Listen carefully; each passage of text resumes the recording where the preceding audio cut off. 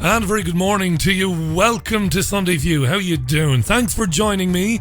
Sunday morning, 23rd of September 2018. It's a lovely morning here in the great city of Manchester. Lovely sun and blue skies. Hope it's well. Hope things are well wherever you are. As usual, I'd like to hear from you this coming hour. You can tweet at Richie Allen Show if there's something you'd like to tell me. I'm going to be looking at the front pages of the newspapers, broadsheet tabloid, and the Sunday morning talk shows. I've been listening to those as well. A few interesting things there. This is Sunday View. Always good to be with you. Welcome back to the most listened to independent radio show in Europe. It's your Richie Allen Show. Yeah, it's very good to be with you, so it is. Right, lots to talk about. The Labour Party conference is in Liverpool. We'll be hearing from some Labour stalwarts, but much more besides as well. This is Sunday View. Welcome. It's the Richie Allen Show, broadcasting live on richieallen.co.uk and multiple platforms around the world. And now, here's your host, Richie Allen. It always sounds very ominous, that, doesn't it? Very ominous. There's bad stuff coming. Turn off your radio. No fear porn here, I tell you. No fear porn. We are live, so it's 2 minutes past 11 as it's live. Sunday 23rd, as I said. Going to have a look through the papers now. Before we do that, though, a couple of little bits of housekeeping to do, if I can do it. First of all, I heard from Suzanne Small on Friday. Now, if you listen to the programme regularly, you'll know that Suzanne is a lady whom was sectioned by her doctor. Covered this story. I'm not going to give you all the details of it again, but she was very concerned about a mast near her. She was concerned about microwaves. She was concerned about non-ionising radiation, pulses, Wi-Fi, all of that. Said to the doctor she felt it might be harming her and her neighbour. The doctor wasn't impressed, and Suzanne went away and then began to send stuff to the doctor about non-ionising radiation and Wi-Fi and all the rest of it, and that Suzanne feels it might be part of an agenda. Depopulation and all of that. So her doctor had her sectioned, and she was in a mental health facility in Surrey for a few days, but she left that facility on Friday, and she was sprung by a solicitor that she had engaged around about the middle of the week. It's a very interesting story. I won't say much more about it. I'll tell you why. She will tell you herself when she comes back on the programme, which she will do tomorrow, Monday. That's right. So she'll be on with me tomorrow, and she will be talking about that. So I'd rather she told you what happened with the lawyer and all the rest of it. All right? All right. So Suzanne Small, whose real name, by the way, is Suzanne Sands, but and I've always known that, she goes by Suzanne Small. That's her activist name, for want of a better word, right? Way of putting it. So she'll be on the programme tomorrow to tell us about that. Very, very interesting, of course, to us. So it is. What else do I have to tell you? So I like to tell you little things about me every now and then. Well, I had a car crash 10 or 11 days ago, which was fairly serious. My car was written off, sadly. I found out on Thursday. The other side accepted responsibility. There was no question that the other party was involved. So thankfully it's all been resolved, and I'll be able to find a new car. And I found a new car, an old estate in good condition that I found. I like the old estates, you see, because you can throw the dog in the back. Throw the dog. You don't let the dog walk, you throw the dog in the back. And at least that's out of the way. What a nightmare that was, trying to deal with all of that. But that's gone anyway. All's well that ends well, I suppose. So let's look at the papers. Let's start with the Sunday Observer. The headline is, "We must back members on new Brexit vote. Watson tells Corbyn." Who's Watson? Well, he's the Labour deputy leader. Jeremy Corbyn is the Labour leader. So the Observer leads with this. They have interviewed Tom Watson, and he said the party should be ready to back another Brexit vote if the party members want one. Well, we know the party members want one because the Observer has polled the Labour membership and around 86% of members want a final say on the EU-UK future relationship. Did I say that correctly? Yeah, 86% of Labour members do indeed want to vote on the UK and EU future relationship. Labour has not rejected calls for another vote, but leader Jeremy Corbyn has indicated he would prefer a general election to resolve this. Now, we will hear from Jeremy Corbyn in a few minutes' time. Tom Watson himself, well, he was on Sophie Ridge on Sunday. It's Sky News' flagship Sunday morning programme. Here's a little bit of Tom Watson speaking with Sophie Ridge. Well, look, I want the conference to be able to debate it. And, you know, one of the things that Jeremy and I said when we were elected 3 years ago was we want to give the party back to its members. And I've been very pleasantly surprised by the number of constituencies that have submitted resolutions this year. There's over 100 on this area. They're in a room now discussing what we call compositing, and I want the conference to have a good debate on it. Are you worried that there might be a bit of a fudge? That it won't be a clear-cut vote put to the conference floor? There's always a danger when you have sort of resolution-based democracy, but, you know, Brexit is such a binary issue that I think the debate will be, you know, there'll be all sides of the argument aired. And when it comes to a second referendum, I'm sure there'll be words on offer that will allow the party to come to a fixed view on that. Yeah, the fixed view will be that Labour will put in a future manifesto, and that might be real soon, commitment for a second referendum. Right? So Sophie Ridge asks Tom Watson, surely this would be a betrayal of the referendum result. Do you think some people listening to this will think this is the beginning of the great betrayal? You're listening to Labour members who, yes, overwhelmingly support the idea of a second referendum. But what about Labour voters in places like your constituency in West Bromwich who voted to leave the EU and now see this as effectively politicians stitching it up so they don't get to have their say? Yeah, good question, Sophie. What about your constituent Tom in West Bromwich who voted to leave? They want to leave. They're sick of the European Union. They want out. It's got to be a betrayal. I understand why our Conservative opponents might say that. Stop with the Conservative opponents bullshit. Just answer the question. Aren't you betraying your own constituents, Tommy boy? But for us, you know... Talk about Labour voters here as well. But our opponents characterise the debate as that. What I hope we can do is win an argument and say, look, we're a democratic party. We've got 500,000 members. It's not just the Conservatives saying it, though, is it? It's voters that I've spoken to as well, Labour voters. Well, hear me out, because I talk to my electors regularly in West Bromwich, and what I'd say to them is, well, as a national... I talk to my electors regularly in West Bromwich, he said. I talk to them regularly in West Bromwich, he says, present tense. And then he says, what I would say to them is, you don't talk to anybody, you lying scoundrel. You couldn't give a shite about your constituents, pal. You're just another old Blairite, another old Peter Mandelson, another old Europhile, aren't you, Tommy? As a national political party like the country, we have all flavours of Brexit on offer. But the point is, it's not just down to me and Jeremy Corbyn anymore. It's not down to me and Jeremy anymore. We might not really want a second referendum, but if the membership wants one, well, we just have to have one then. To decide what our party is. We've genuinely democratised, and it's down to our members to decide. And I hope that I could say to my voters, whatever our Congress decides, that it's a democratic decision. And if they vote for a position that means we have to go for a people's vote, then the argument would be we want more democracy. No. More democracy.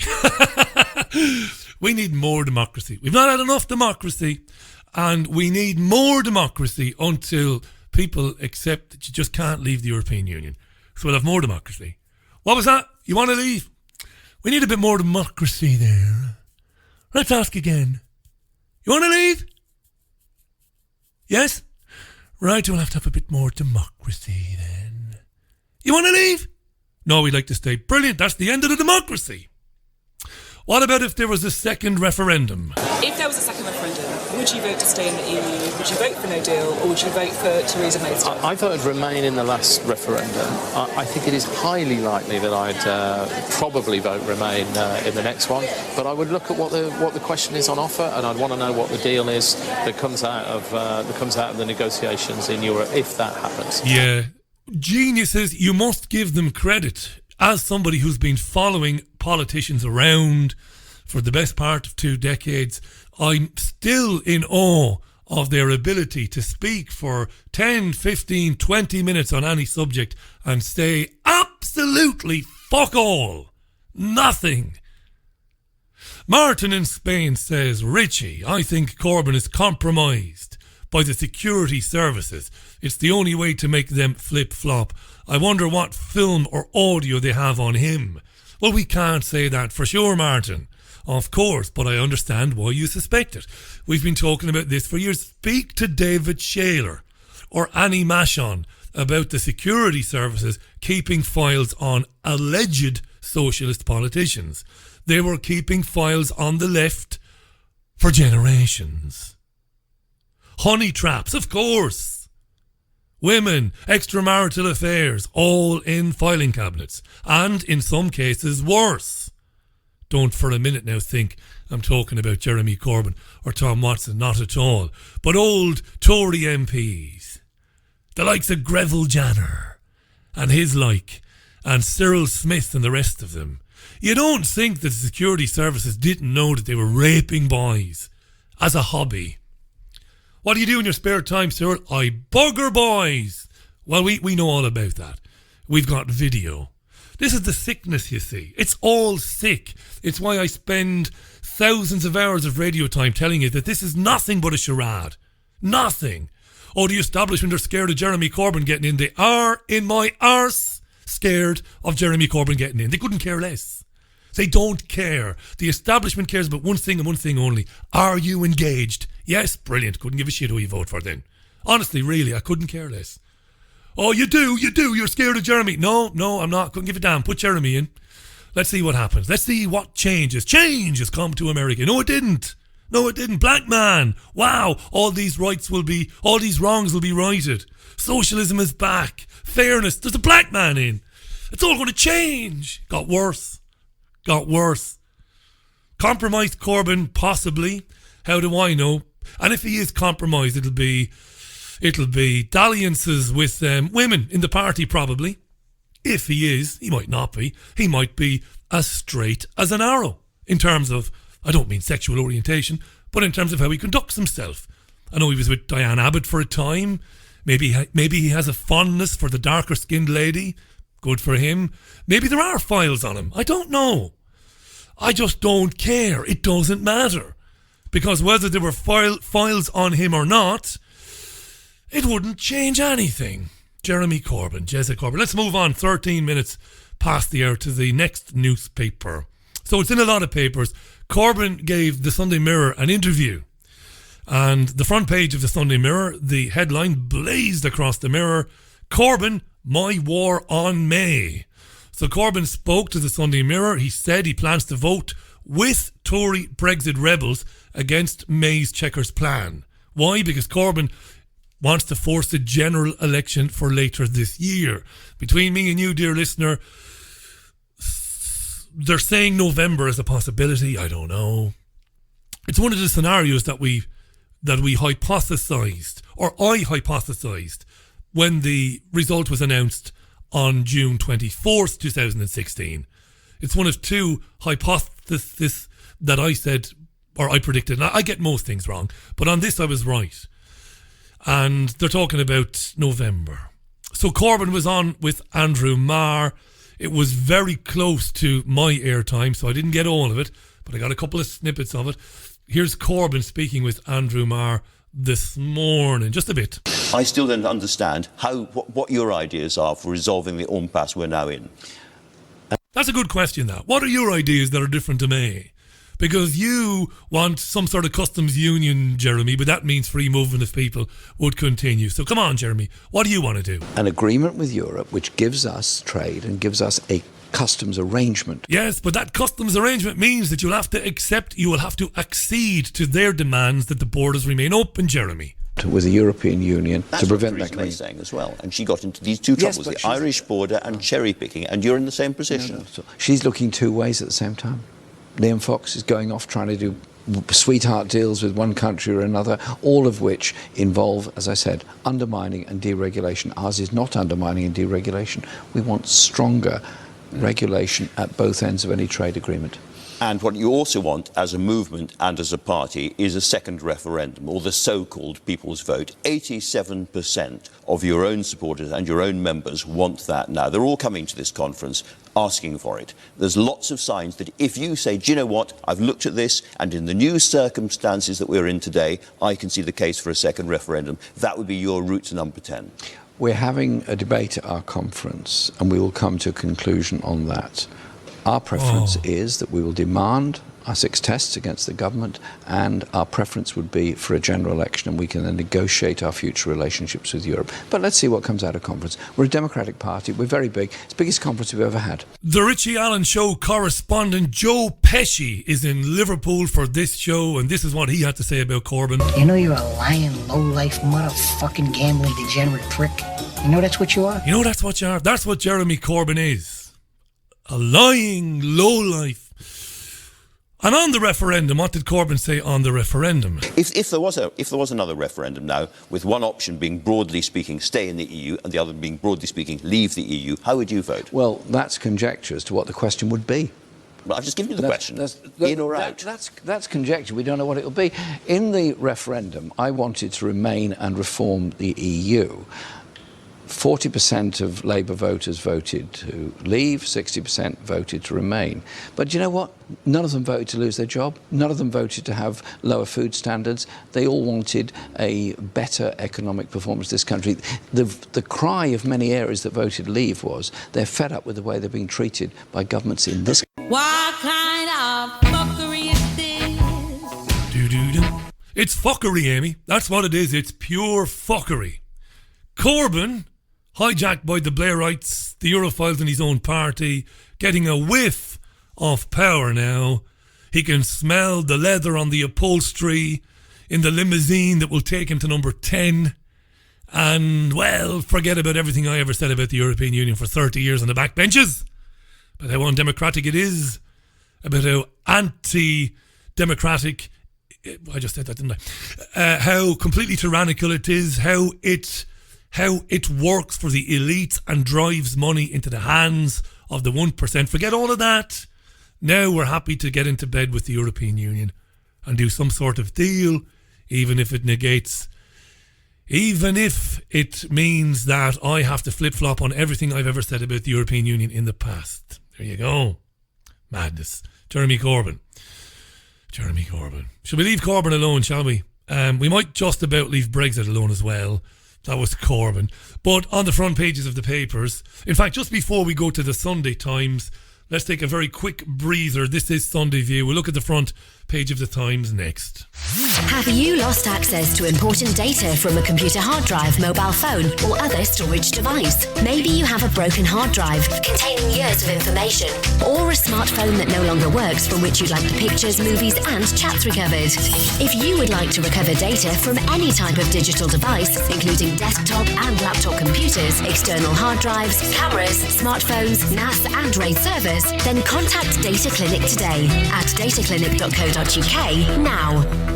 There's a place high in the mountains of Spain, a sanctuary where souls gather from all around the globe to learn about themselves and experience powerful changes in the way we see our world. They become awakened to their gifts and their power to heal others. Become part of this ever-growing worldwide family of unique, pure energy healing practitioners. Discover how amazing you truly are. Go to www.markbayerski.com. It could just change your life forever. The Richie Allen Show relies on your support. Go to richieallen.co.uk and set up a monthly donation today. Welcome back to the most listened to independent radio show in Europe. It's your Richie Allen Show. Welcome back is right. Let me just read a few comments there. I missed a few comments that came in. Good morning to Shona in South Africa. How you doing, Shona? Is asking me if I thought further about the presentation on the media and how to understand how it works.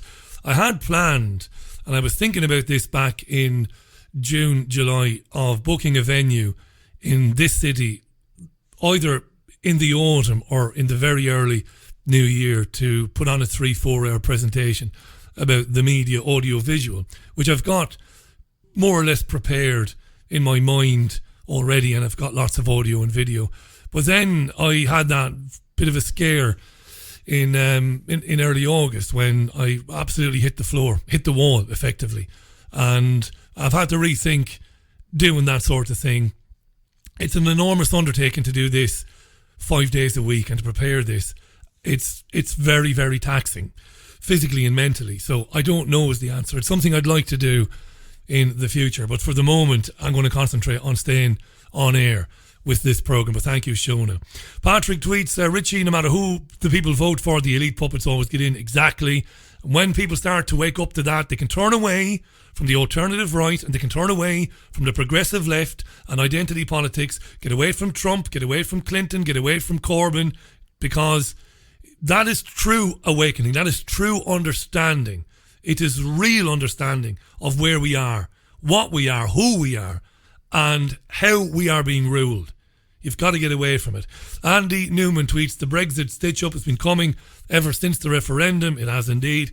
Corbyn is now sold out to the Blairites. May has invented leaving in name only. It's time for a revolution, asks Andy. But a revolution, Andy, doesn't necessarily mean people running down the streets with torches and pitchforks and going to Parliament and demanding that people leave and burning it down to the ground. Revolution comes in civil disobedience, in non-compliance. That's how it works. Been speaking about this with a friend of mine, Michael Cohen, my neighbour, gentleman, genuine trade unionist and socialist. There is a long stretch of road where we live. It's a very narrow road. There are houses on either side of it. There are little dickheads driving up and down that road in Range Rovers that the little fuckers don't even own because they've leased them like the spastics they are. Muppets. Assholes. Little 5'6" fuckers who think they've got money and they drive up and down that road at 50, 60 miles an hour when it is a 20 mile an hour zone. There are fucking children living in those houses. They have gone to the local authority 1,000 times to say, put good speed bumps there. Good ones that make these little boy racing wankers slow down. What does the council keep saying? Fuck off, we've no money. What does Michael say? Well, as a neighbourhood, we should stop complying. No more fucking council tax. No more nothing until you put in those ramps. What do Michael's neighbours do? Oh, well, sure, what can we do? I've given you the fucking answer as to what you can do. There's 75 houses there. Times £1,200 a year, it's nearly 100 grand. To the council, come and fucking sing for it. Build the ramps. That's how it works, Andy. And Martin and everybody else. That's how it works. I've seen it work like that. I come from a housing estate in Waterford City called Ballybeg. I've seen in the 80s when the residents said, fuck no, we're not having it anymore. I've seen how they got things done. That's how it works. But never have we ever been in a situation where people could give less of an arse about one another. People just don't care. Selfish individualism reigns. Unbelievable. That's where we are. Nobody cares about anybody else. Don't give a shit. People will walk over somebody who falls and collapses on the street. People will walk past a woman asking for food, not asking for money so that I can go and get a bit of crack, or I can go and get a bottle of wine. No, asking for fucking food. People will walk past her.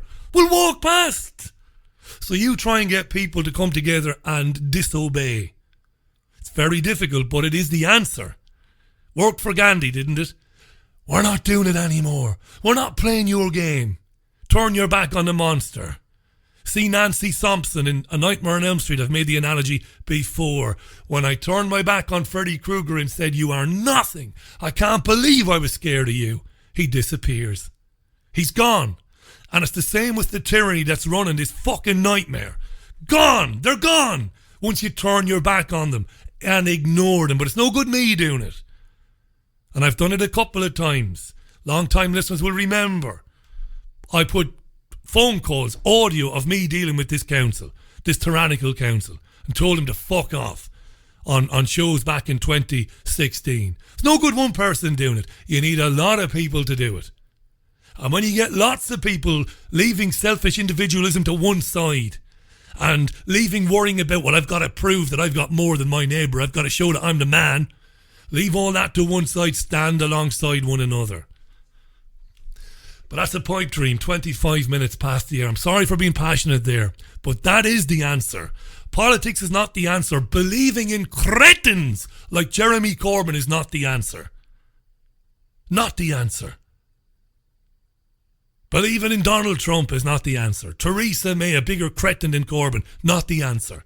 These are establishment whores. Multi-millionaires. Owned. They've got a stamp between the cheeks of their arse. And the stamp says Rothschild. That's who owns these people. The financial institutions of the world. But I'll vote Jeremy, it'll change. You motherfucker. Let's move on. Let's move on. You don't need this on a Sunday. The Sunday Times, May's team plot snap election to save Brexit.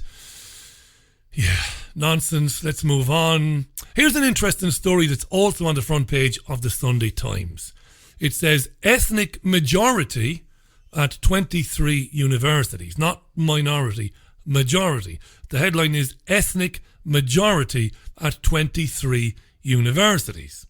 More than half of students admitted to 23 universities are from ethnic minorities. This startling statistic is revealed as the Sunday Times today becomes the first newspaper to compile a university league table for social inclusion as part of its Good University Guide. Nearly 3/4 of the student intake at Aston and Bradford are from ethnic minorities. So more than 75% at two universities are from ethnic minorities. How's that happening? While at Harper Adams, a agriculture-based university in Shropshire, the figure is 0.8%. Maybe we should get some of those black Zimbabwean farmers and bring them over and send them to the agriculture university in Shropshire. Mightn't be a bad idea. Well, if you're going to give land to black people, and I'm neither for nor against that, whether it's in South Africa or Zimbabwe, give folks the education first so they know what they're doing. Mightn't be a bad idea. This is positive discrimination, right? And we're going to talk about positive discrimination in a minute because there was a very interesting conversation on Sky News this morning between three women, two Labour MPs, a journalist and Sophie Ridge about women, and I want to play that for you in a minute. Very interesting, right? Positive discrimination. The Mail on Sunday, Corbyn critic MP needs an armed guard. Who could it be? Who could it be? The Sunday Mail won't name the person. Nicky Morgan, former Education Secretary Conservative, she was on TV this morning. I'm not going to bore you by playing her audio, but she said she, so we know it's a woman. Some female Labour Party MP needs an armed guard because she received death threats. Why? Because she's been very vocal in her criticism of Jeremy Corbyn. Could it be one of the Labour Jewish MPs? Maybe, maybe not. Could it be a hard Zionist in the party? Maybe, maybe not. I have no idea. But some of the Conservative Party MPs are making great mileage out of this today. They're loving it. Loving it. That, look, what have we become when an MP needs an armed guard because she got a death threat? I mean, there are people threatening people's lives on Twitter every 15 seconds.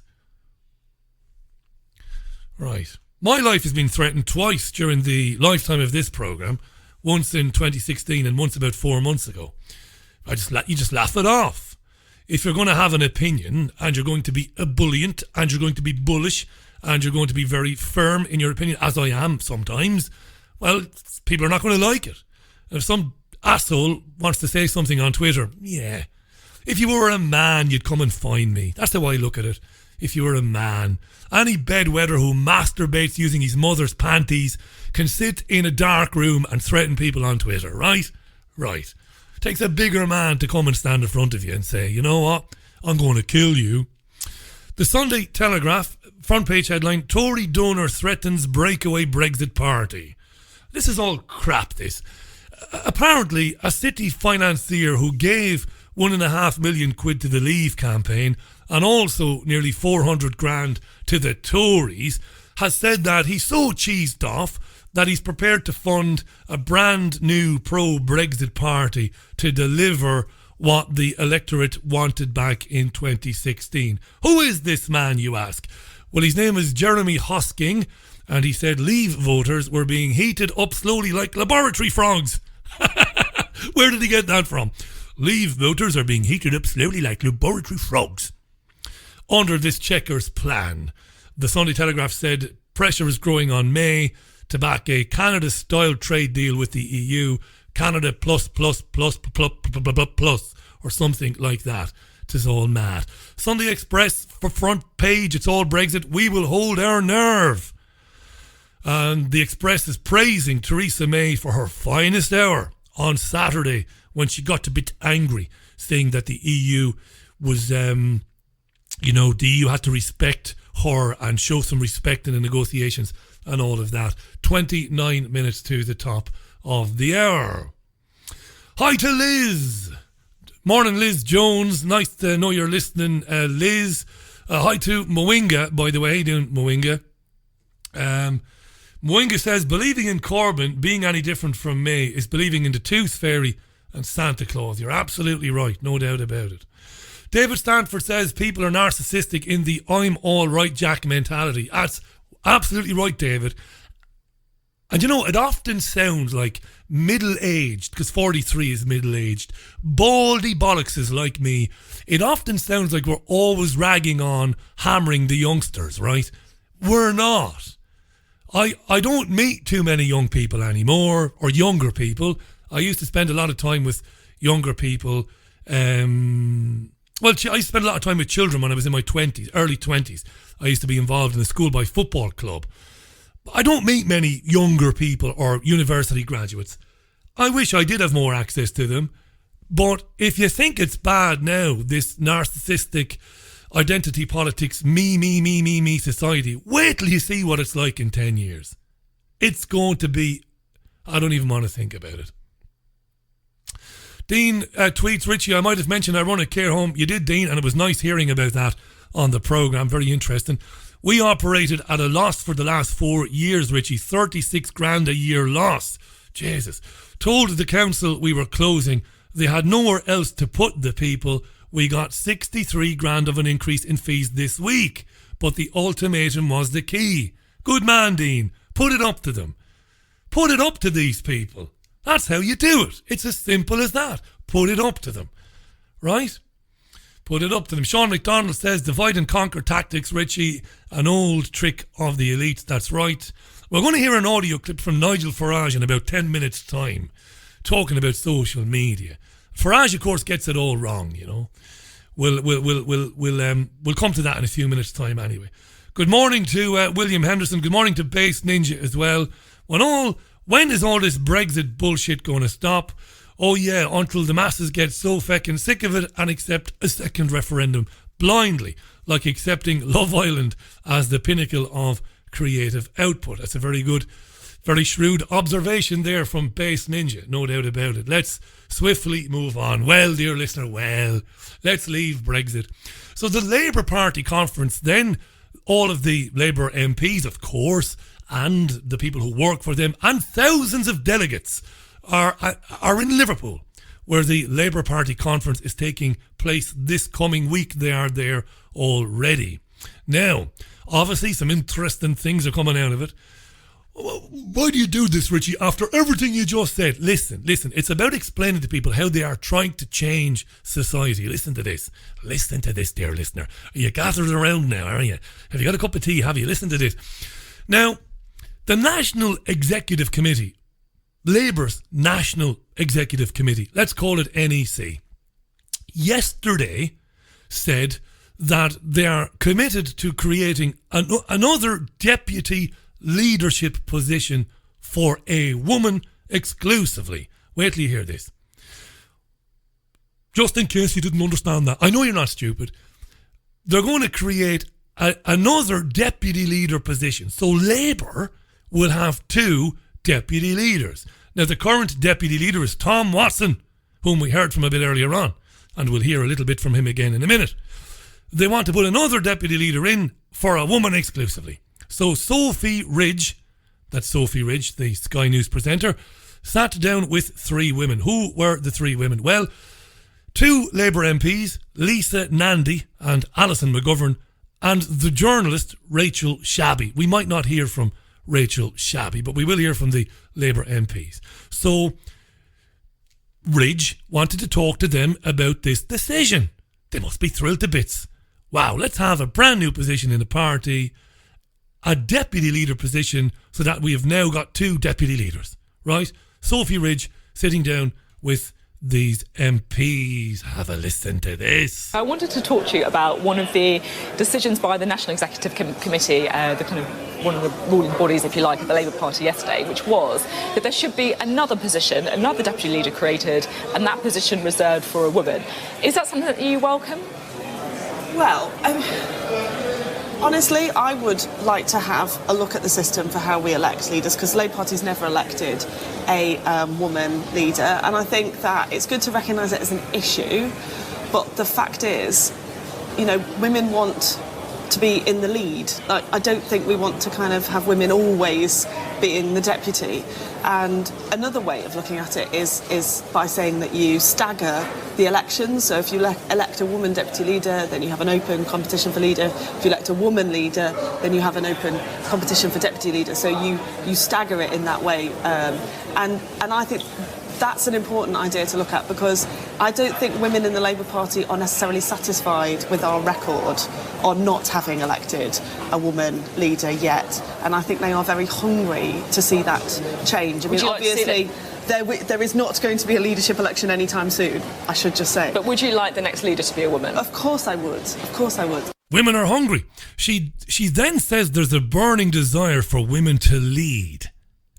And that burning desire is burning in the stomachs of women and men in the party. Most women and many men in the Labour Party feel that sense of desire, that it just, it doesn't sit right that we haven't managed to do this. We have tons of fantastic women in our party and in our movement. Loads of fantastic women in the party and in the movement. Labour has more MPs, more women MPs than anybody else, than all the other parties put together. There's a burning desire. But this gets even sillier when Lisa Nandy, Labour MP, when she opens her cake hole. Have a listen to this. One of the problems that we've had is that we've never had anyone in those roles. And with all-women shortlists, I was selected on an all-women shortlist in a constituency that had never had a female MP before, or a female candidate for the Labour Party. So Lisa Nandy was selected on an all-female shortlist in a safe Labour seat. What does that mean, Richie? Translate that into basic English. Well, Labour decided that in that particular constituency before the last election, they were going to have a woman. End of fucking story. We're going to have a woman in there. So they got together a shortlist of women, and Lisa Nandy was put forward, and because it's a safe seat, she won. What's the problem with that? What if there was somebody better qualified to do the job? That's the question, isn't it? What if there was some bloke who'd worked his way up, earned his corn, was out and about, good constituent, liked in the community, maybe was a bit more suited to the job, maybe he was better educated, maybe he understood the role a bit better. What if? That doesn't come up. See, it was about breaking that cycle, because people, when they think about who the leader of the party is, when they think about who their MP is, they tend to think about the people who've come before. And once you get people into those positions, what you tend to find then is it opens things up for the future. But I sort of agree with Alison in that I don't really think this is quite enough. This is not enough. The National Executive Committee has said, let's create a second deputy leader post. Somebody will have the same rights as Tom Watson, and it has to be a woman. That's fucking not good enough. I actually really welcome this announcement from the NEC today. I think it's absolutely essential, actually, that we've got a woman somewhere near the top of the party. Essential. But I don't think that should stop at deputy leader. Oh, let's not stop that at deputy leader. Holy shit, no. I think we should be looking at this sort of system for leader as well. Let's have this system for leader as well. What system now? A system of having 2 leaders of the party? And one of them has to be a woman?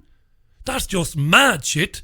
I had to rewind this a few times, but this is exactly what she's suggesting. When I was the Shadow Energy Secretary, I had a 3-month-old... So like two leaders, effectively? Well, what I'd actually like to see is those positions open to job sharing, a bit like in the Green Party. When I was Shadow Energy Secretary, I had a 3-month-old baby. I was commuting up and down from Wigan, where all my family and friends were and all of my support networks. I was lucky in that I had a fantastic Shadow team who really stepped up and stepped into those leadership roles and helped me so that I didn't have to be on telly at 5 o'clock in the morning and then at midnight again. Nobody in politics has ever had to be on television at 5 o'clock in the morning and at midnight. I've been in the game for 20 years. That's just monumental bollocks. I didn't have to be on TV at 5 and then at midnight I had the baby. My support network was 300 miles away and they were able to do parts of my job. Did you give any of your money back? Again, that we could share out some of that. But it would have been great for me to be able to job share. Could you do it if you're Prime Minister? Because if you're doing it for leader of the Labour Party, then presumably you'd be talking about a job share for Prime Minister. I think you absolutely could. I mean, women... For fuck's sake. do tend to lead in that sort of way, collective leadership, and try to bring people with them. And actually, when you look at the mess that this country's in at the moment, I think that's exactly the sort of thing that we need. That's what we need. What we need is we need to put 2 leaders in charge of the party, and we must insist that one of those must be a woman. Then they can job share and stuff like that. It's all good. This is insane. Is this just funny stuff, Richie? Are you making a bit too much of this? No, I'm not. All women shortlist, positive discrimination. Hey, what did Tom Watson think of this? The deputy leader of the Labour Party right now. What did Tom think? Do you want the next Labour leader to be a woman? I absolutely do, yeah. Oh, he absolutely does. Do you want the next Labour leader to be a woman? Oh, yes. You lying bastard, Tom. You lying bastard. The blue fairy just died again in agony, Tom. Do you want the next Labour leader to be a woman? I absolutely do, yeah. Oh. I mean, I don't want there to be a new Labour leader or even a leadership election anytime soon. But I think when Jeremy finally stands down as Prime Minister, he should be replaced by Should there be an all-woman shortlist then? I think the party has got the rules and we're changing the rules to do that. But I think that it seems to me that the time is right for Labour to choose a woman to lead us after Jeremy. Oh yeah, the time is right to choose a woman after Jeremy is gone. We're going to choose a woman and that's it. But what if there's some bloke better qualified, Tom? You see the problem with that? You see the problem with positive discrimination, man? You see that? It's insane, this. You 3 women sitting there with Ridge, all nodding their heads vigorously, as Lisa Nandy was saying, well, when the NEC said yesterday we need to have a second deputy leader, not with any less responsibility than Tom Watson, equal to him, and that must be a woman. That's not going far enough. The leadership should be the same. We should elect a leadership, a team, and one of them must be a woman. And that's the way forward, because that's the way we like to work, and that's the way it's going to be. You know, I was listening to Radio 5 Live last week. This is insane what's happening. And I didn't grab, or I tried to grab the audio later on, but the podcast on the BBC iPlayer wouldn't play, so I couldn't get it.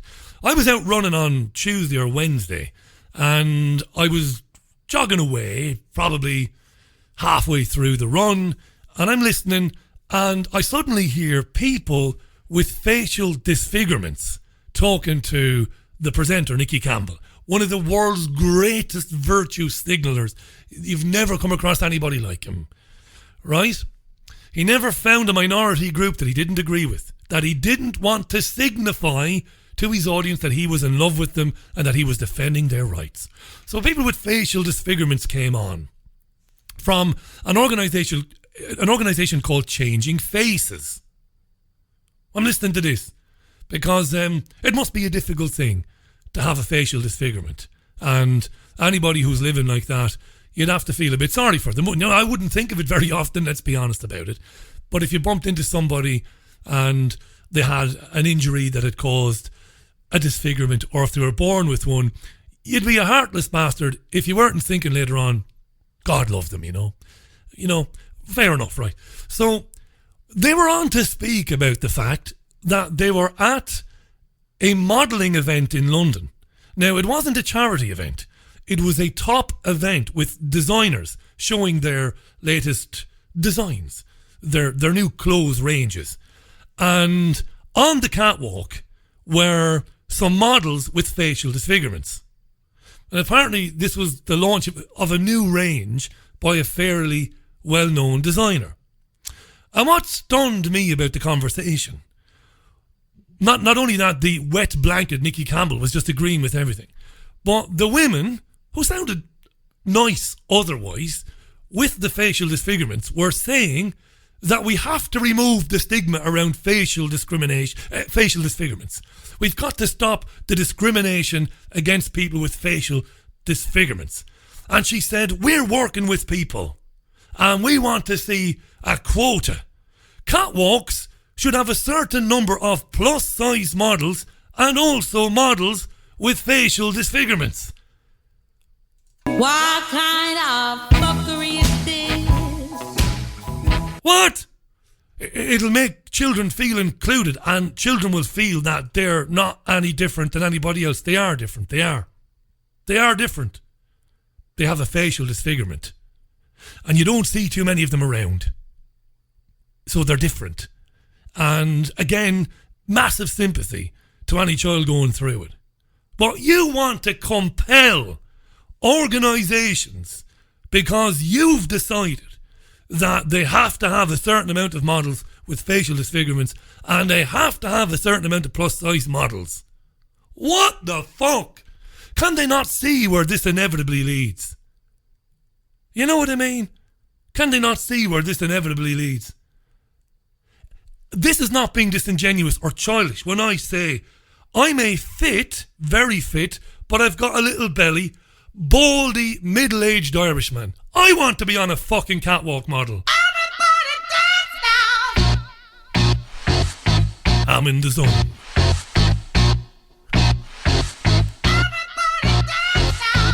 Yeah, I want to walk down a catwalk model wearing a skinny top made by Ralph Lauren that I can't fit into and couldn't in a million years. But fuck it, I'm fed up with people looking at me like I'm different because I'm baldy and I'm tall and skinny, but I've got my little belly. I look fairly fucking weird. So I want to be on a catwalk model. And I'm going to have it. And there should be a quota system. Ah, Jesus Christ. 13 minutes to the top of the hour. Mad. Let's have 2 leaders, and one of them must be a woman. Tom Watson. Yeah. Let's have a woman as the next leader. Do you know what? How about you get the best person? Whether they are big, tall, small, fat, thin, black, white, gay, straight. What fucking difference does it make? Is this person the best qualified to do it? Well, what they look like, what they sound like, what their religious beliefs are, don't matter. Give him, her, they, them, it, ze, whatever the fuck, give them the job. Quick break, back in a minute with more. This is Sunday View for Sunday, September 23rd, 2018. There's a place high in the mountains of Spain, a sanctuary where souls gather from all around the globe to learn about themselves and experience powerful changes in the way we see our world. They become awakened to their gifts and their power to heal others. Become part of this ever-growing worldwide family of unique, pure energy healing practitioners. Discover how amazing you truly are. Go to www.markbayerski.com. It could just change your life forever. Have you lost access to important data from a computer hard drive, mobile phone, or other storage device? Maybe you have a broken hard drive containing years of information, or a smartphone that no longer works from which you'd like the pictures, movies, and chats recovered. If you would like to recover data from any type of digital device, including desktop and laptop computers, external hard drives, cameras, smartphones, NAS, and RAID servers, then contact Data Clinic today at dataclinic.co.uk now. Welcome back to the most listened to independent radio show in Europe. It's your Richie Allen Show. Some brilliant tweets coming in. Thank you, dear listener, for your tweets. They're brilliant. Rich Mortimer tweets, Richie, what about representation for the over 40s in the Premier League? I want over 40s representation. This is right. This might sound stupid, churlish, childish, ridiculous, but it isn't. This sort of fuckology leads to what Rich has just described. I'm Richie Allen. I played Sunday League football. I wasn't very good. I was a bit of a kicker. I could run and run fast, but I wasn't any good. I want to play Premier League, and I should be allowed to. Why should I be discriminated against? I should be allowed to play for Manchester United. They should have to have a certain amount of barely fucking able to stand up old Irish arseholes like me on their team from now on in. This is where it goes. Madness. Utter madness. But you know what? This is winning. This progressive is winning, you know. Natalie says, how about a third leader? One male leader, one female is clearly too binary. Madness, says Natalie. Natalie, thanks for that. Brilliant comment, that. Absolutely 100% right. Let me move on now, because I missed a tweet from Nick, didn't I? I got a good tweet from Nick there, and I missed it. But it was about Jeremy Corbyn and John McDonnell taking turns to identify as a female. I thought it was brilliant. Thanks for that, Nick. I don't want to do Nick down there. Let me have a look there. Let's find that tweet there. Liz was laughing at it. So I want to read it out again. Where is it? Yeah, it's Neil Gardner. Neil, sorry for calling you Nick. Labour could fix its representation of women problem by insisting Tom Watson and Jeremy Corbyn take it in turns to identify as female 6 months a year. That's good stuff, that. Like that. 9 minutes to the top of the hour. I'm going to finish with this. Nigel Farage in London giving a talk about how things are and how things were and how things shall be. And he was talking about the alt-right, and he was talking about the media and the alt-left and all the rest of it. And then he talked about social media. Nigel Farage talked about... Let me just... What have I done there? What have you done there, Richie? Nigel Farage talked about social media and the influence of the major companies. Listen to what he has to say. Back in 2016, there began a political revolution. It has begun to sweep the Western world. And my contention is that none of it would have happened or could have happened without social media. That if you want to ban Alex Jones and InfoWars, you know, media sites that have got many millions of subscribers all over the world, you are not that far away from taking books out of libraries and burning them in public squares. That is how important this whole issue of free speech really is. So the truth of it is that Trump went round the back of the liberal media and spoke directly to millions of people. He has been so phenomenally successful on Twitter that he now has over 50 million followers. So what does it matter that CNN gets watched by 400,000 people in the morning? What does it matter how many newspapers the New York Times sells when he is directly reaching 50 million people every day? Yeah, it all sounds very interesting, that by Farage, and it all sounds very plausible. But Farage hasn't a clue in terms of what's really going on in the world and who and what is really controlling it. The tyrannical, tiny financial elite that we talk about often on this programme, and what it is, they gave you and they gave me social media. And they did that for a number of reasons. They did that primarily to give you and to give me the mindset, to make us believe and think that we truly had our own platform, that we were truly free to engage on their platforms, say what we like, disseminate information, be who we are, and reach the masses. They wanted us to believe that. That was horse shit. Because the plan was always to get everybody into one place. Then you could limit the reach of any man, woman, any individual. Number one. Number two, social media was invented to create the illusion that there were genuine mavericks and genuine anti-establishment figures like Donald Trump, when there is no such thing. Trump is as much a creation of the cabal, of the hidden hand, as Barack Obama, George W. Bush, Clinton and George H.W. Bush. But social media and its invention and Trump's railing against the so-called fake news is all an illusion. It's all theatre to convince his fan base, his base, for want of a better word, that he's genuine. Look, he can reach us directly on social media. He doesn't have to use the fake news. He's the man. We've never had a president like this. It's brilliant. He's tweeting out at 3 o'clock in the morning. It's brilliant. He's got to be the enemy of the establishment. No, he isn't. And he isn't the enemy of the establishment. He is the establishment incarnate, using an establishment tool that was designed to get everybody in the world on there so that they could decide forevermore whom you speak with and when. I'll go on and tweet something out to all my followers. No, you won't. You'll tweet something out now, but you'll be lucky if 1% of your followers see it. That's the way it is. It's the way the cookie crumbles. It's a fact. It's not conjecture.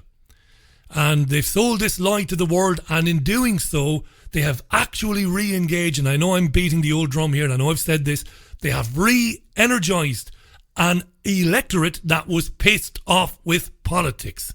Now they love it, and they can't get enough.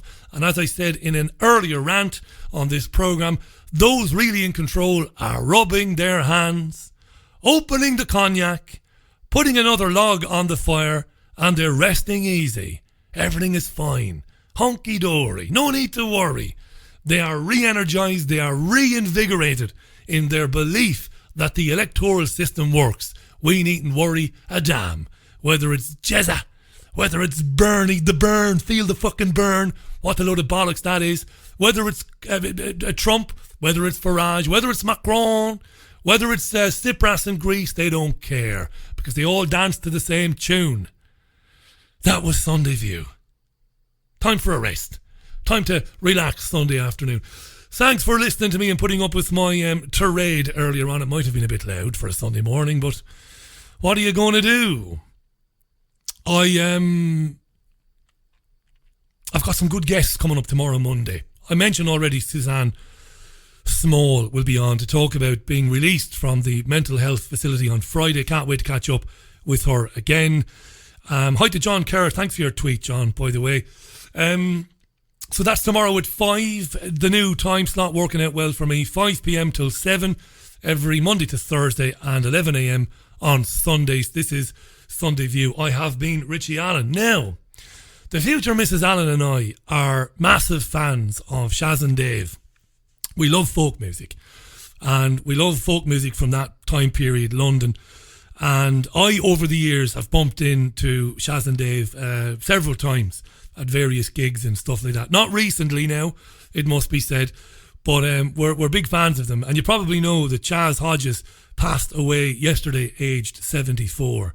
And he's a loss. And when you love the music of any man or any group or any duo, you do feel it a little bit. So I'm going to close the programme with one of my favourite songs of all time. I've played it on the show, but not for a long time.